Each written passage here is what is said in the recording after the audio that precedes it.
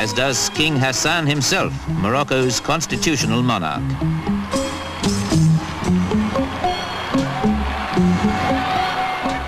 Hassan and the young crown prince are close to the people, especially on this their national day, a time to take stock and announce new policies.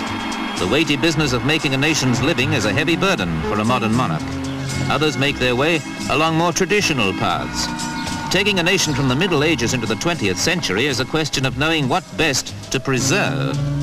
The filigree carving of the great city gates is a style that survives unaided, as do the medieval bastions, and certainly the storks adding their own touch to traditional Arabic architecture. Traditions are handed on to the illiterate by those who make their living by telling stories.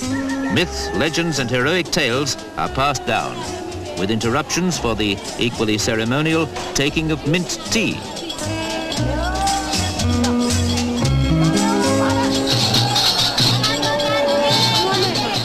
Gemma Elfna is a fairground cum music hall where the preservationists are more energetic. These tumblers start at 3 years old.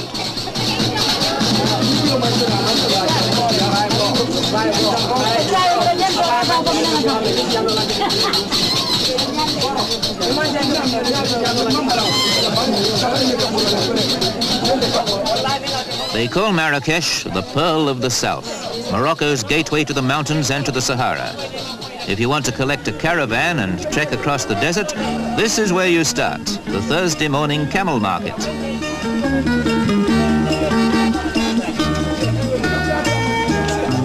Bargaining can be hard. A good working camel's worth more than a Cadillac to caravan traders and to farmers who use them for ploughing the rich agricultural land northeast of here.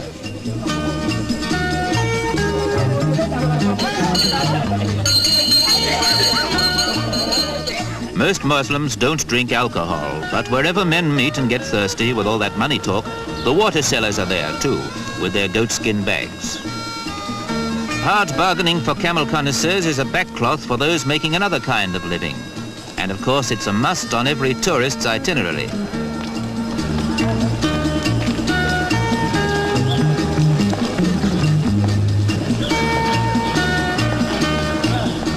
If climbing onto a camel isn't authentic enough, you can always don tarbush and jalaba and take your chance at choosing one of the best out of Morocco's population of more than 1 million mules and asses.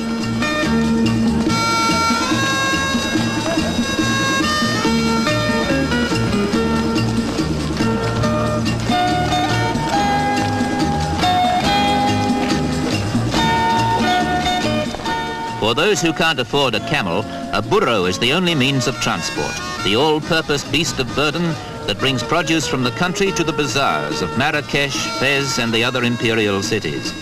It may bring hardwood for the butt of a hand-carved antique rifle. Antique even though it's made right here on the spot. The craftsmanship, learned early, is as old as firearms. The inlaid brass has come from some other old gun, and there's nothing new about the sales technique, or the satisfaction of carrying home a genuine Moroccan tribesman's rifle.